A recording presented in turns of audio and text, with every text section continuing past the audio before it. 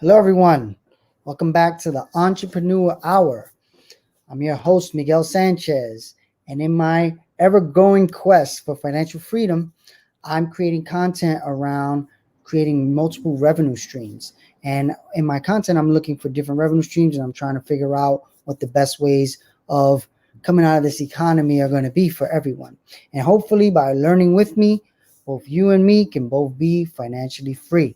So, today I'm going to talk about the Netflix show Social Dilemma. Movie.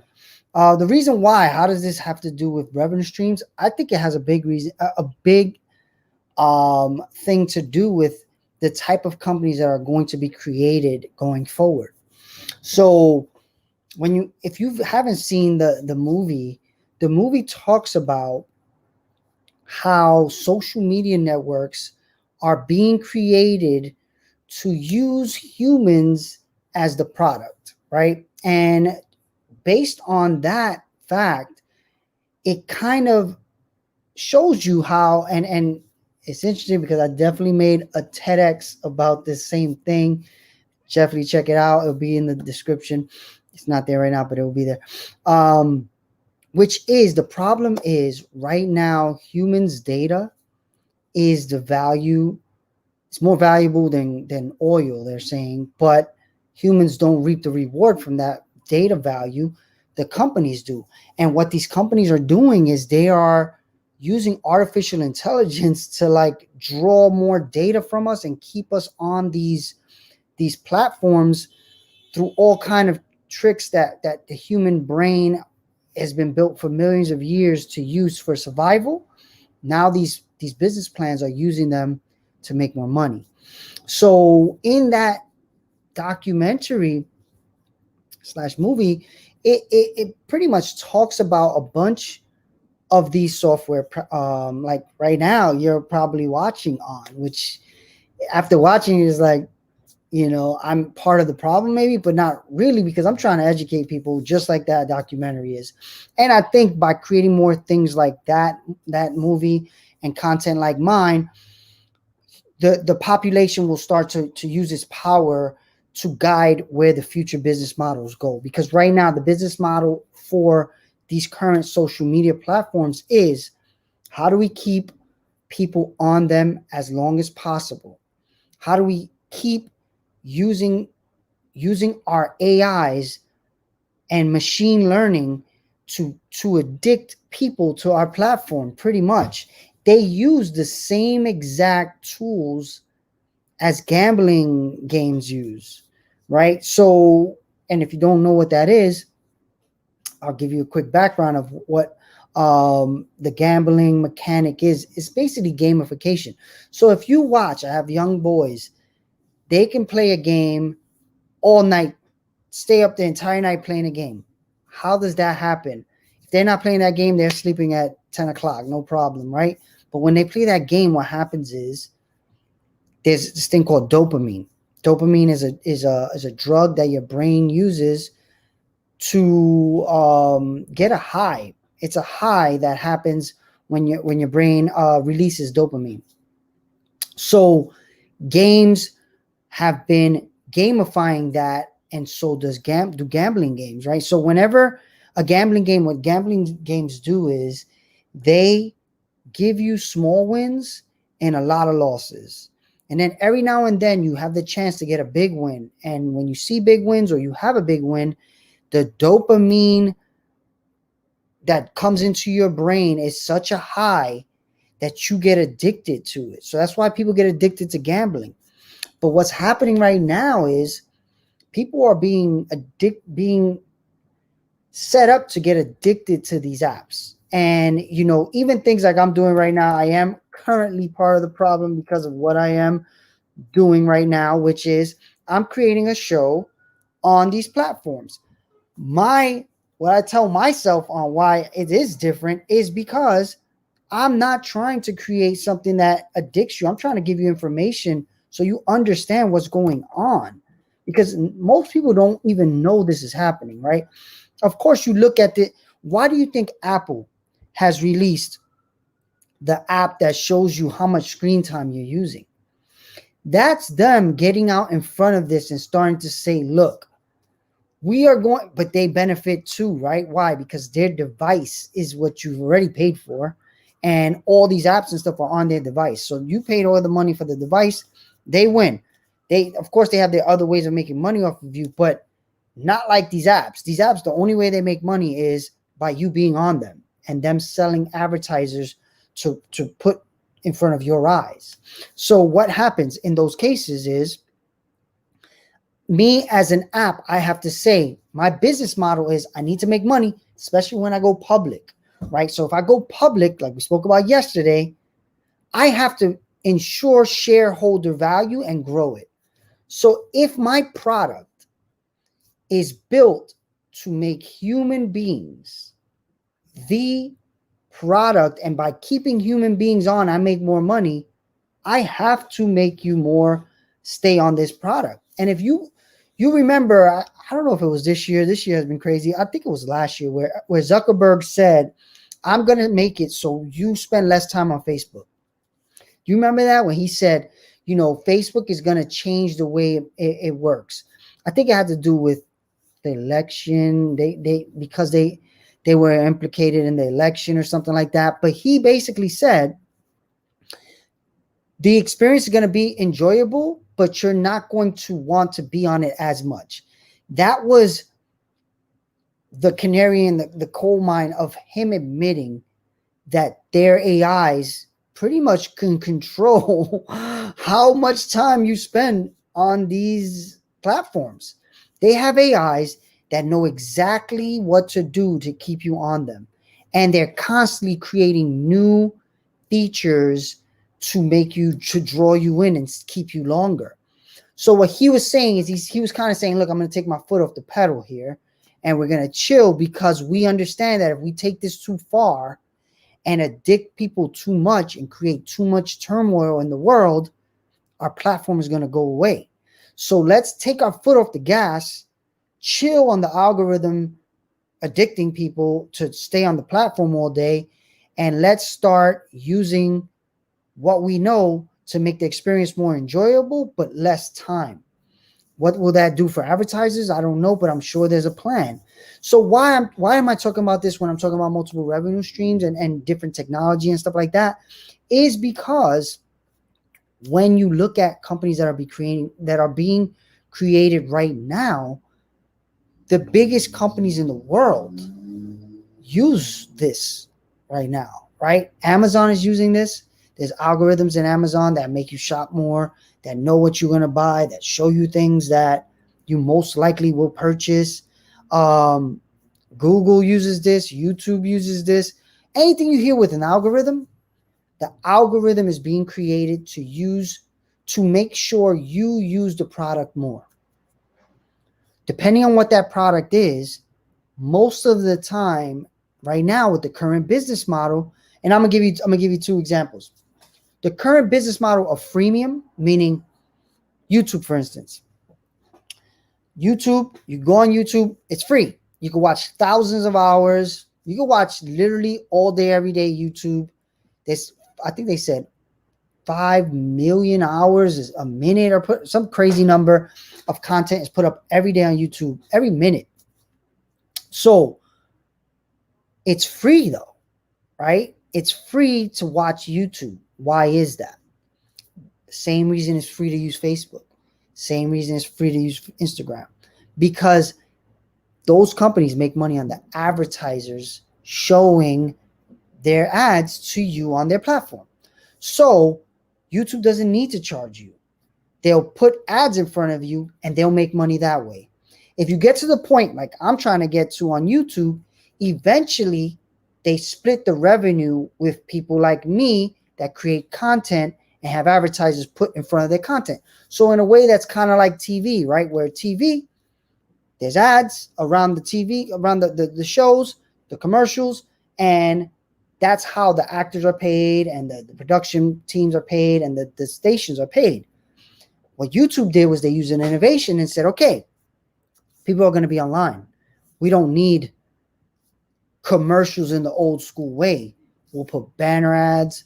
will put ads in the front, and then you don't have to watch ads no more. But then they started putting ads in the middle.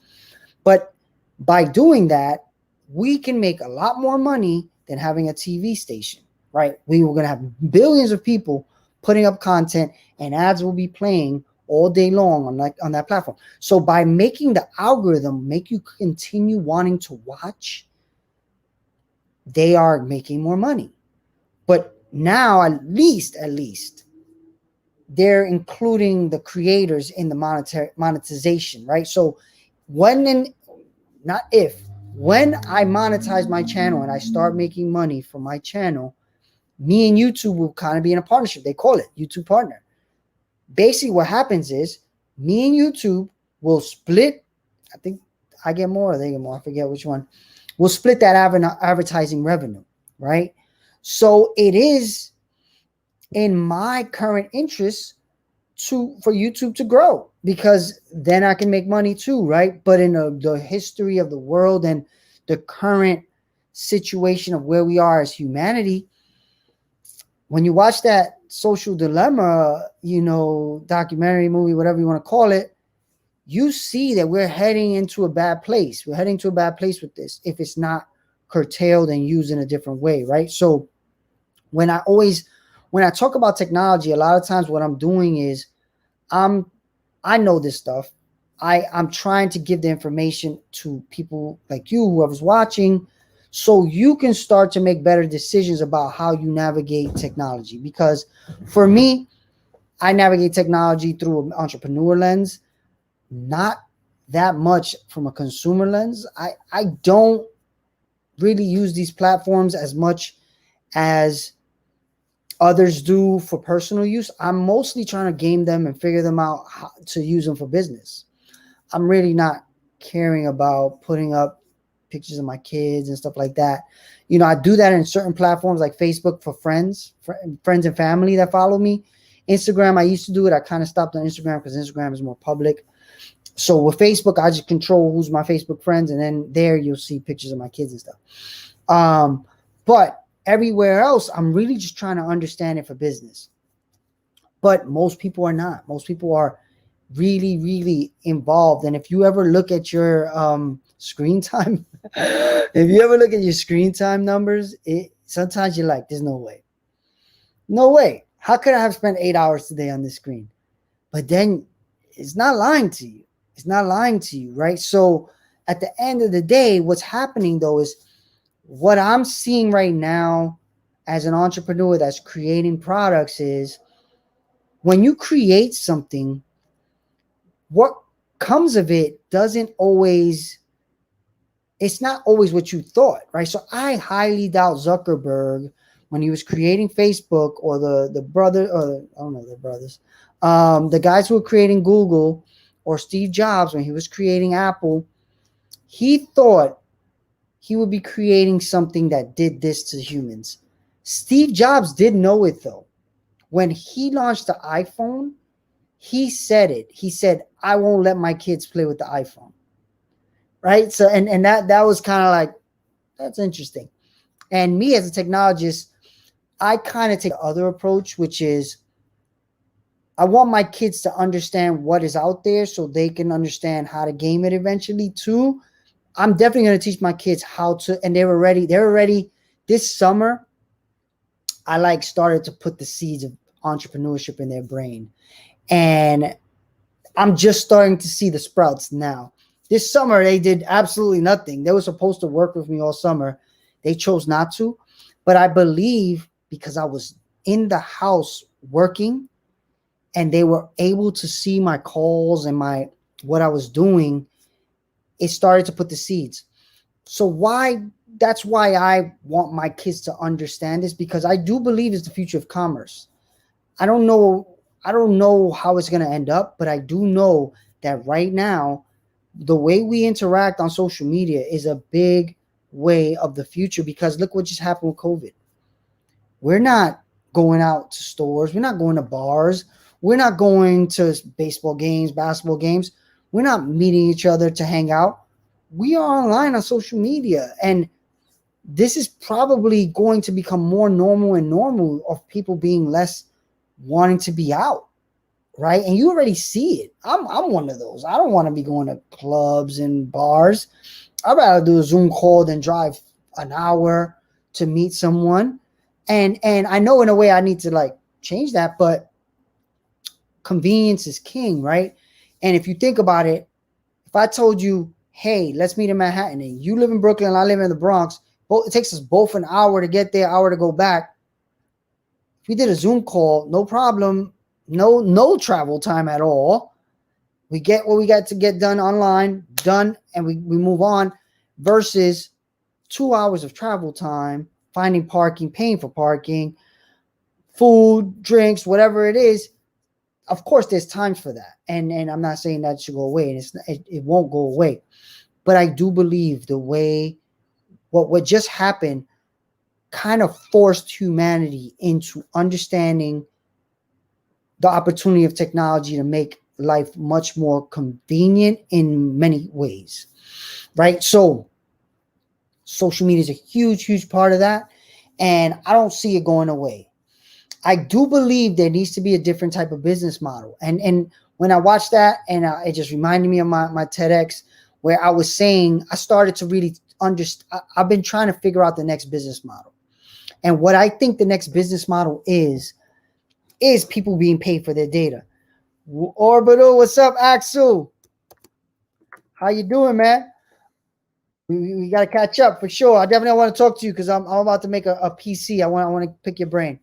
Axel was one of the Meta Bronx students this summer.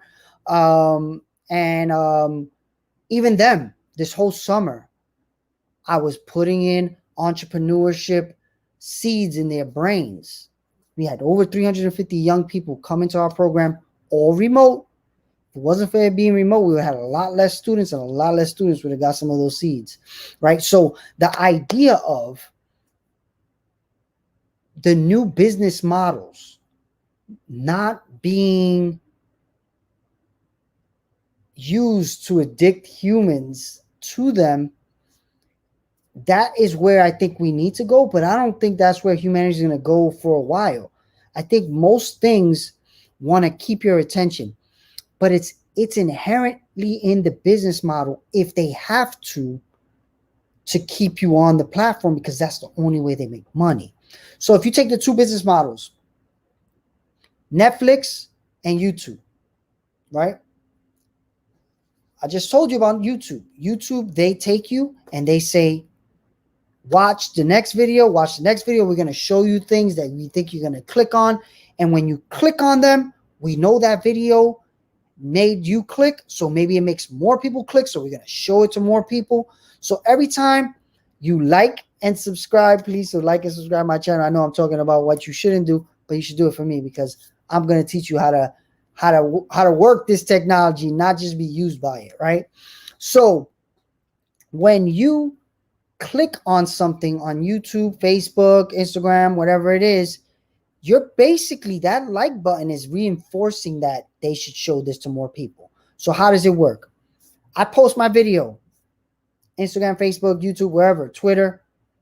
They show it to a certain amount of people in my audience at first, about 5%, they say. So if I have 100 people, they only show it to 5. Depending on how many of those 5 people engage with it, like it, share it, whatever the platform allows, then they say, all right, now we're going to show it to maybe 10% more of your audience, right? Then depending on how they do it, they show it to more and more. What that's doing, reinforcing an algorithm. What's an algorithm? Code that says, if people like this, show it to more people. So there's a bunch of different variables that help power that algorithm in every different social media platform.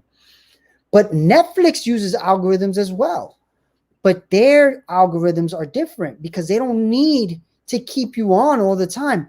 Actually, it's anti their benefit to keep you on all the time. Why is that? Because Netflix, they charged you already. They have your money. Whatever you pay, 10, 15, 20, whatever you pay, that the amount of however many streams you want to be able to use and whatever, they have your money already. So for them, it's like gym membership. It's better if you don't come because we have your money already. But their algorithms want to make sure, like what Facebook was trying to do after they got caught, they want to make sure when you're on there, though, you're watching the best thing for you, right? So when you click something and you say, oh, I watched this, I want to watch this, and you watch and you binge watch the whole thing, they know, all right, Miguel likes things about space. Let's show him more stuff about space. So next time he comes on, he stops. He stops and presses play. And I'm going to show you the difference in the business model in one specific feature. Think about Netflix. Think about when you're watching Netflix for a long time and Netflix stops and says, are you still watching? YouTube will never do that. You could put YouTube on Facebook and it'll play all day, every day. It won't stop. You could keep that computer on all day, every day. Why? Different business model. Netflix doesn't want to keep streaming. They already got your money. So the more they stream, the more cost they have to give to the server company, which is Amazon, right? So if they stop and say, are you still watching? And you don't answer, they save money because their streaming cost goes down. Versus YouTube, their streaming costs, they don't care because they make their money on ads. So they're going to keep showing you stuff, keep putting ads in front of you because YouTube is just going to keep playing because the more that plays, the more money, right? So what does this mean for anyone watching that may be an entrepreneur or just someone interested in investing in things or just someone who's interested in technology? If you want to start, and this is something I do, it's funny because I know how to play around with the algorithms because that's what I do. You have to kind of understand how algorithms work so you can start to game them or really use them to benefit you, right? So for instance, if you're on YouTube and you see something that you're really interested in clicking and you click it, you're going to start seeing a lot more of that. So I recently got caught in an algorithm, it's funny, about hip hop news. I'm from the Bronx. I grew up on hip hop. So every now and then they'll have a thumbnail that's like, somebody's beefing with somebody else. And I'm like, oh, interesting. Click. And then you start seeing more of that. And I don't subscribe to these people, but they caught me on a click. And now the algorithm targets me for hip hop news. And now I'm like, all right, I got to stop it. So how do I stop it? Even if I want to click on it, I don't, right? I'm like, that sounds really interesting. Maybe I'll go to another browser where it doesn't track me and watch the video there. But I'm trying to remove from the algorithm my interest in hip hop news, even though it gets me every time, but I don't want it to get me every time. So I'm trying to remove now the feed, from that algorithm, that data. So how am I doing that? Even when I see something that I am interested in, I don't click it there. I go to another browser where maybe on incognito or a browser that doesn't track you, and I watch it there. And then the algorithm says, okay, he wasn't interested this time. Let's start showing it to him less. And I will click on something around business or investment or some technology that I'm interested in. And I'm trying to bury the data of the lapse in judgment of clicking the hip hop news stuff, right? So how does this work in general, and why does it matter to a business person and just a person in general? Because humanity is going down a path, especially with this election and all that, where this is going to be gamed in a way. You saw it the last election. You're going to see it again this election. And I'm involved in a way. I don't know if I can talk about it yet, but I will as soon as I can. I'm definitely fighting for us on our side, based on all the stuff I know and all the people I know. Don't know how I can talk about it yet. But what you can do right now as a person that's interested in my type of content. So if you're watching me right now, you're probably interested in entrepreneurship, investing, technology, innovation, creative. So what you can do is start to follow more accounts and like things that are based on your real interests. Of course, you're going to come down situations like I did with Hip Hop News, where they're going to catch you. If you want to start removing that stuff away from your feed, you have to fight. And if you're my friend on Facebook, you know that the political ads get me angry, and I'll post out of character stuff in my Facebook friends. I won't do it publicly, but I do it in my Facebook. And even me, I'm like, I need to stop. I just slow down the algorithm on Facebook, because it does start. And based on the show, the Social Dilemma, you should definitely watch it on Netflix.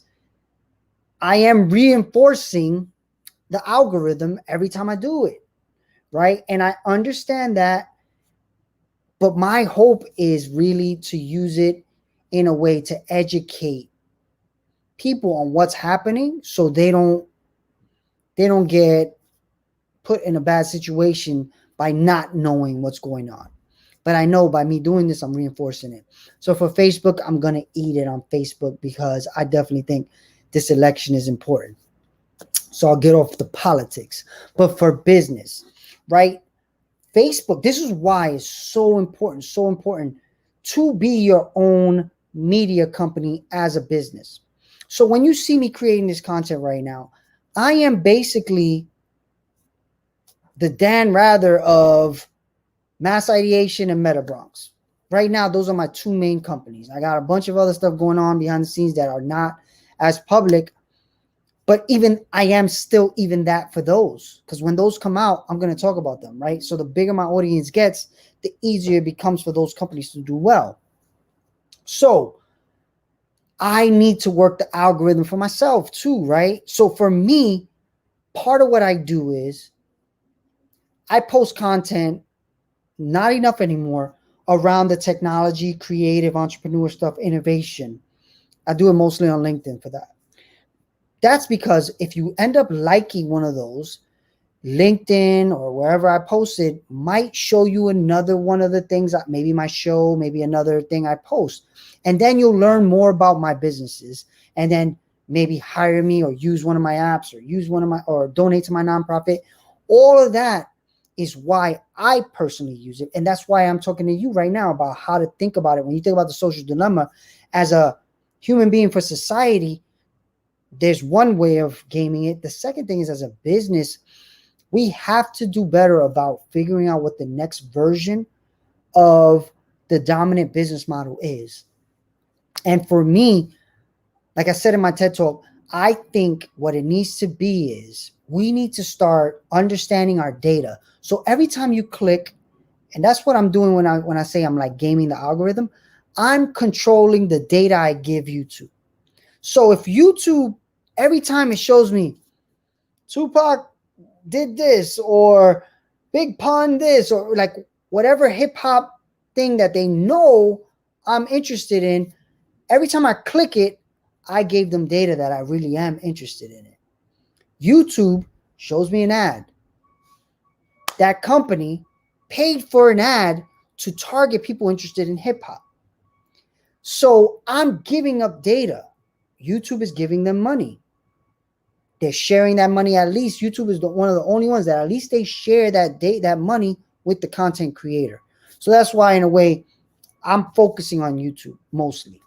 I do post my stuff on Facebook and everywhere else, but they don't share money with me, and I don't even know how that works. I don't know when that's ever going to work for Facebook. I think you have to be like way huger than YouTube to actually make money on these platforms.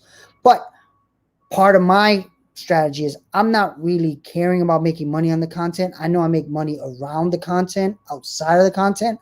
So the more people that see my content, the better. That's why I'm not just only doing this on YouTube. If all I wanted to do was grow my YouTube, I would just put it on YouTube. Nowhere else. But I care about educating as many people as possible, because I know I'll make money outside of YouTube and Facebook and whatever. So what is the next business model? What does Social Dilemma bring up that I've been thinking about for a long time?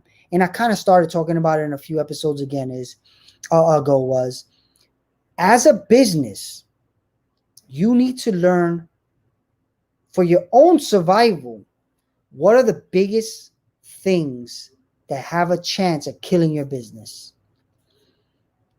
And right now, this business model has a chance of killing a lot of businesses.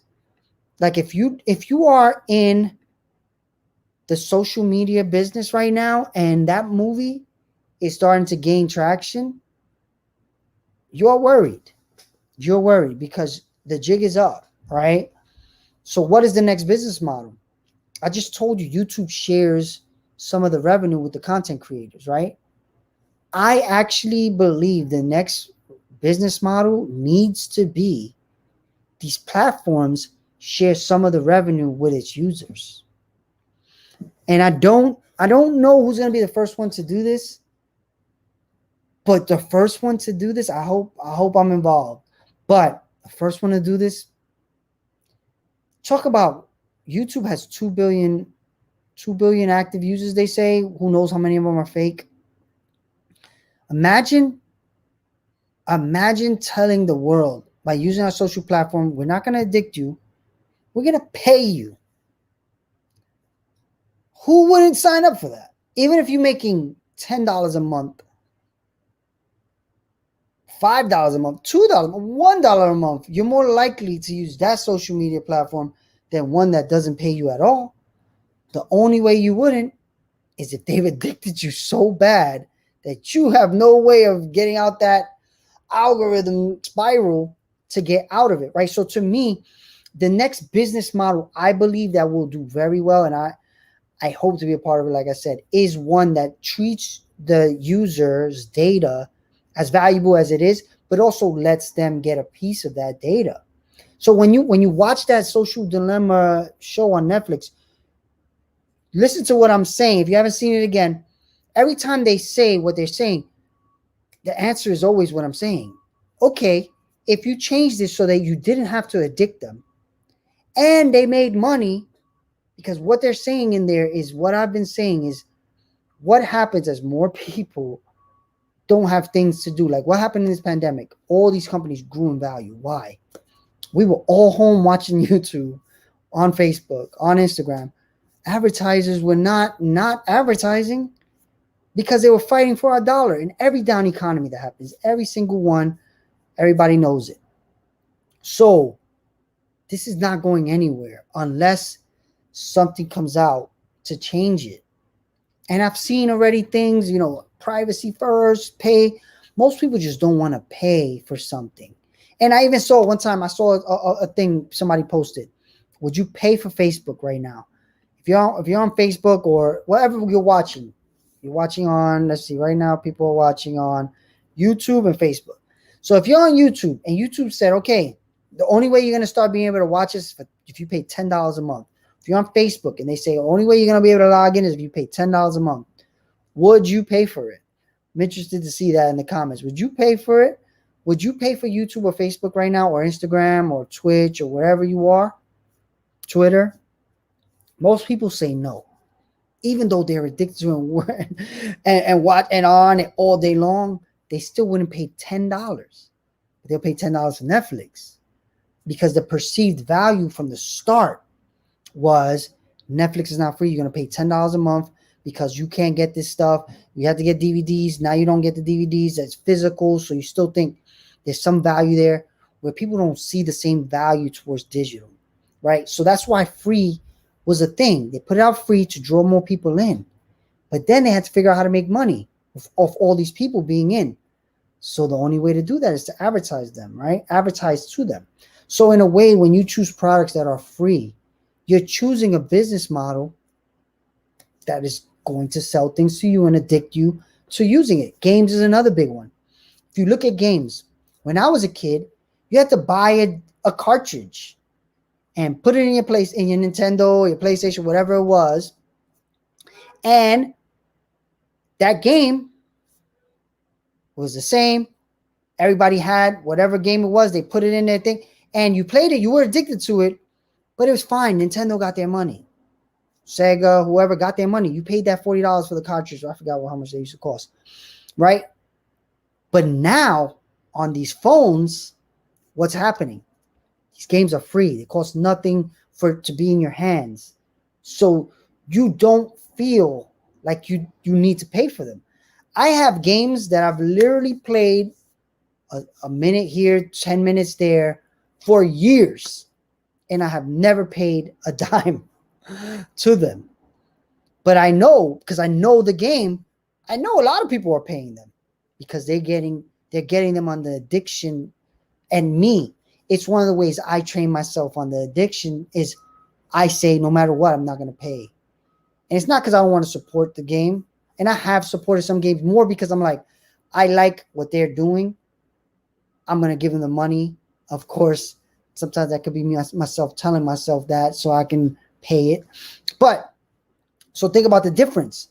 I don't have to addict you as much if I'm Nintendo, if you already paid me the $45 for the cartridge. But if I'm that other game that there's no money up front, I have to addict you to a level that you want to play it so much.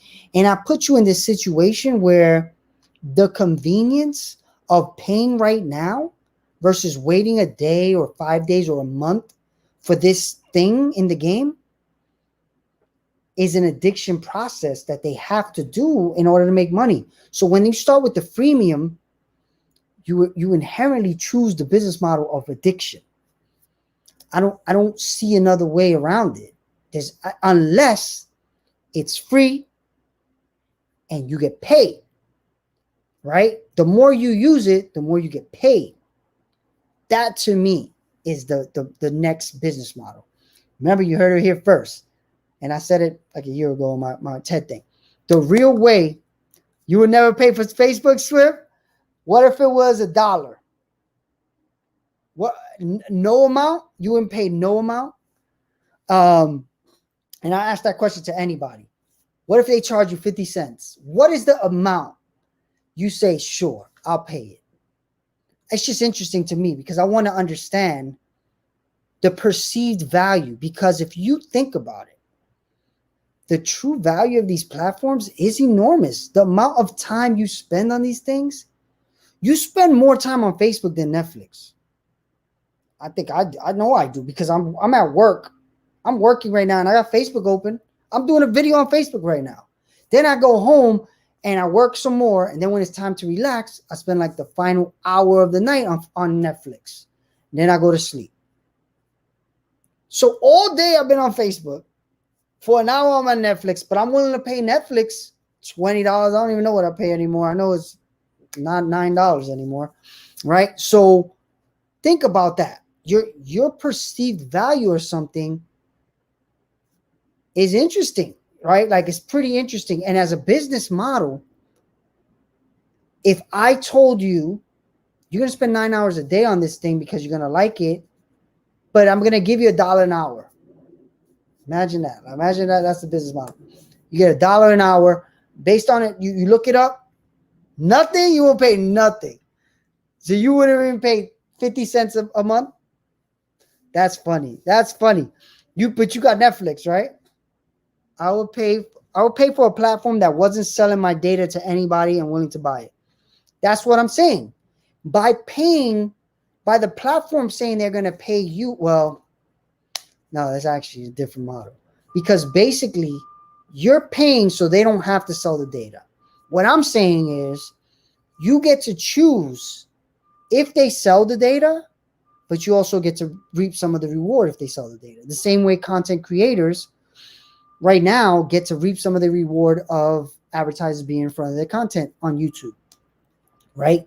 So I do believe there's this new shift that's going to happen. You're going to start seeing it. Somebody's going to do a test. Some companies are going to get a lot of money to do a test on it. But there has to be something else because this is bad, man. If you watch Swift, did you watch Social Dilemma? Man, if you watch that, it's pretty bad. These people who worked in these applications, these platforms, they're like, we don't let our kids use any of this stuff. And we don't use any of this stuff. We just build this stuff. And a lot of these guys and girls left these companies and were like, what did I just put on society? Like, we just set up a system that we didn't set out for it to be so destructive, but it is. So part of why I want to, create this video is, and of course it's going to be on the podcast too. The reason why I'm thinking about this is, if you have an idea for something right now, especially technology, I want to just put that seed in your brain. There are other business models. They need to be created for sure. And what I've been trying to do, I was calling it the abundance framework, where everyone wins. Advertiser wins, business wins, user wins. There's definitely a way. One of them are just not going to be as rich as normal. Like, the founder's not going to be super rich. The advertisers are not going to spend. They're still going to spend money, but the investors are just not going to make as much a return, because you're sharing some of that with the people using it. And of course, I know I'm investor focused and entrepreneur focused, but users, nothing works if the users are not going to be living. So like right now, they're talking about Facebook could be creating a civil war. And they say that in the documentary. And you kind of see it. You see it happening on Facebook every day.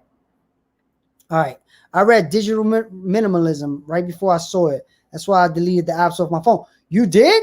You deleted them off your phone? So you only do social media on your computer?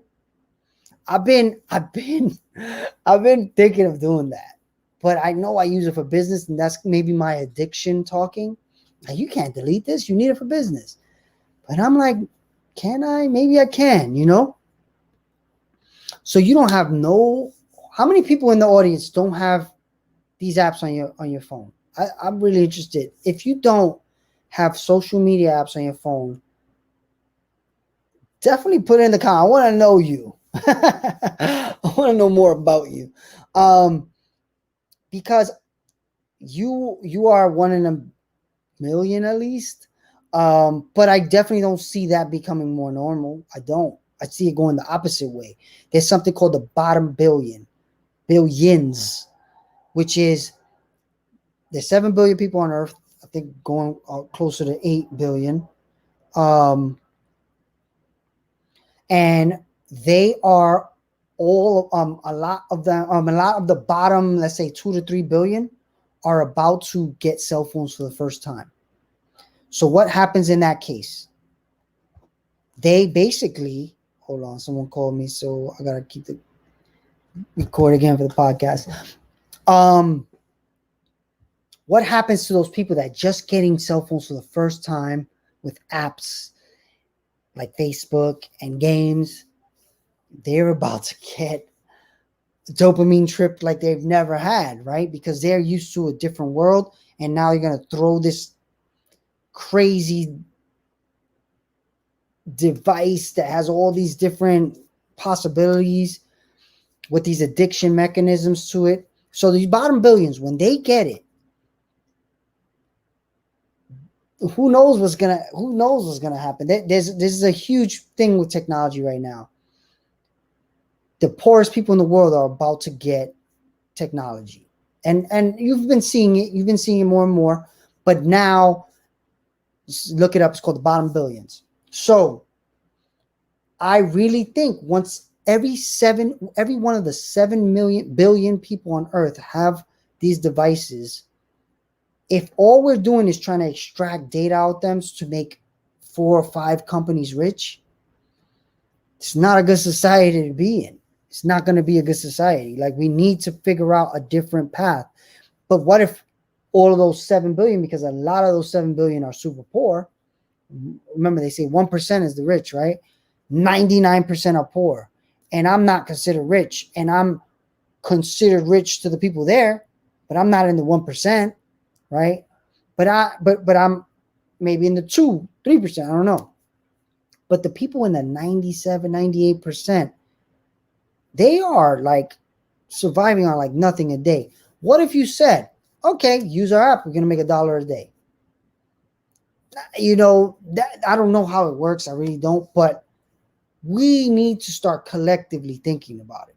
Like, my hope is the abundance framework idea was to create an open source project that I don't even own. Open source means nobody owns it. It's the public's. People create on open source, and maybe I'll do a whole show on open source, actually, because there's a business model that goes on top of open source. But open source is the reason we have the internet. We have computers. We have a lot of technology, but that industry, that world is getting chopped, and it's going to make another big problem later that kind of connects to this problem. The problem is the rich get richer, the poor get poorer, and now on top of that, AI and all these things are going to start extracting jobs away from the few that the 1% will always be rich. The 2-3%, we just have good jobs in good places in the world. If those jobs go away, what do we have? And definitely the people in the already poor places that don't have anything, what do they have? So this is where there has to be a new business model. And Social Dilemma is one of the first places where I'm like, finally, somebody said it. Like, and these are people who worked at these places, and they're really breaking it down, like how it really, really works. And of course, people like me that are in technology have been seeing it for years. And I've been talking to people like Derek, who's on the video watching right now, about it for years. And me and him have tried to create content around me trying to educate the public on this for years. Derek has a video about maybe I think in 2013. He came to my office and I was talking about it then. And now I see it's much worse now. And it's getting worse and worse and worse. This election may cause a civil war. And it's a lot to do with these platforms, and they're saying, and they worked at them. I'm saying it from a technology user and creator. There's definitely ways to stop this stuff, but it doesn't benefit the shareholders, doesn't benefit the investors. So there's no incentive for them to do it on time. Right now we're coming up against a scary time if this doesn't change, which is not going to change. It's not going to change that fast. What has to change is we all have to start being more educated on it. And that, to me, is the start. Start by watching that. The fact that you've watched this, however long you've watched it, we've been on for a while.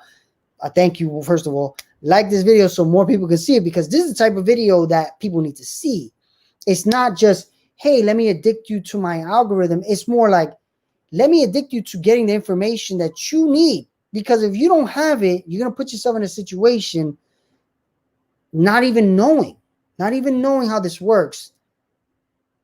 There's a book I read. I forgot the name. Listened to.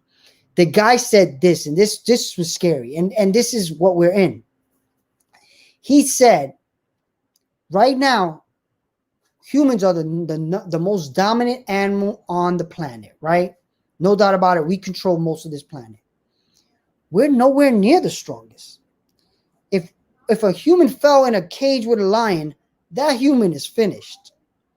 But we're smart enough to control tigers and things that are stronger than us by putting systems around them that they probably don't even know exist, right? They're not smart enough to know that I'm controlling the area where in the safari tigers are able to live.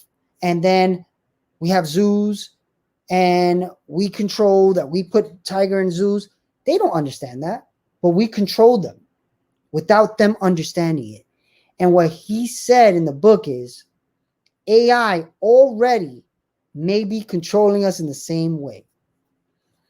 And here's just some of them that we can see. We can literally see when you look at your phone and he says, you've been on Facebook for 4 hours today. And you're like, no way. There's no way I've been on Facebook for 4 hours. Why would it lie? It doesn't benefit it to tell you you're addicted. These things are being created to let you know you need to slow down. You need to stop being so much. That's why they made that, because they were getting backlash too. Apple got the same backlash as Facebook and everybody else is getting. So when I create stuff like this, I'm more trying to my whole point of creating all of this content has always been, for years, I've been trying to figure out how to do it. How do I educate people so when this next wave of technology comes along, they benefit from it instead of getting destroyed by it, right? And it's just happening a lot faster than I thought it would happen. I thought I had many years to figure this out and start doing it slowly. When COVID hit, it was like, this is it right now. This is going to be when a lot of things get automated. Why is that? Because people can't go to work. All these companies that have millions of dollars are going to say, you know what? We can't get caught in this again. We better start making some algorithms to do some of these jobs. And instantly, the first few weeks, I started hearing, oh, this company automated a company that had 100 employees down to 5. Think about that. 95 people, high paying, good jobs, lost their job. First few weeks out of COVID. They didn't even know it. I know it because I know the investor, but they didn't know it. They still were getting their checks. They didn't realize this company was trying to figure out how long can they pay them before they lay them off, because they've already automated 95 of those jobs away. This is just one company. This has happened over and over throughout many different industries during COVID. What's going to happen now? There's going to be a down economy on top of it. Maybe even a stock crash. Definitely a stock crash. What happens when there's no jobs, no possibility of a job?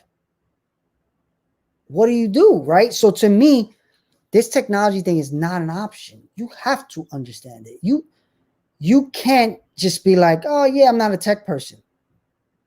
Oh yeah? Good luck with that. You know what I'm saying? So part of me is like, this is the type of content I want more people to watch, but I also want people to engage with me and ask questions, because I don't know what you don't know. I know I pretty much have a good understanding, and there's a lot of things I don't know too. But I've had 20 years seeing how the pattern keeps repeating, and now we're to where everybody said in the tech world we would be, and it's worse. It's worse than we all thought it would be. Way worse. We never thought it would control elections and make people fight and kill each other and send people to places to shoot other people. This is crazy. And what Social Dilemma is showing you in that documentary movie, whatever it's called, is we all need to do a better job of understanding what we're in so we can start creating different business models to change it. Because if today everybody said, I'm not logging into Facebook, I'm not logging into Instagram, I'm not logging into YouTube, except to watch the Entrepreneur Hour with Miguel Sanchez.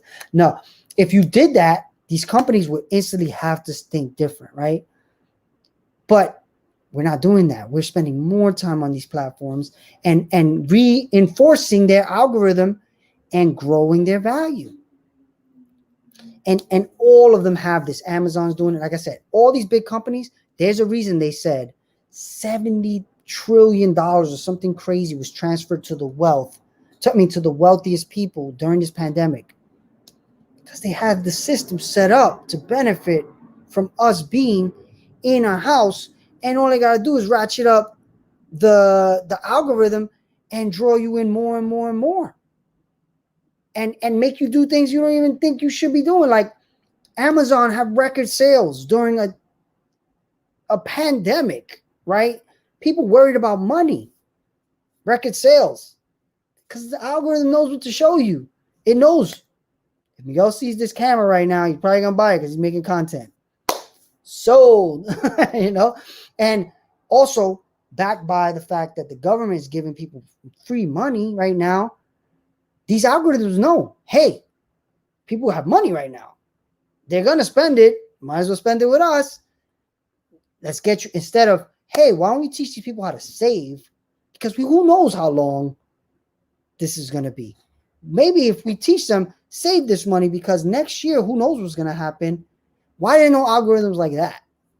And we are working, MetaBronx, there's a company that is trying to do that. Actually, 2. So I'm working to be part of the solution in a way, but also I'm creating content because it's the only way you will know I exist, right? Like, people know me, but they don't know all the stuff that I do. They don't know all the stuff that I know. I have to create content for you to see that, though. And I referenced that in another video I made this week about personal branding. But now, anybody who watched this, hope you learn at least one thing about this technology game, where we're heading, what you can do about it, right? Because I've always said it, like, it's not going to be me. I'm going to be all right. And even me, it's not 100%, but I'm more likely to be all right because I understand all these things. If you engage and start learning yourself, you will be in a better position to benefit instead of being taken out by technology. So on that note, I'm going to end it here. And it comes down to my last thing I say on every show: innovate every day. What do I mean by that? This: if you're not thinking about what can I do to better my situation that hasn't been done before, you're going to be in a bad position.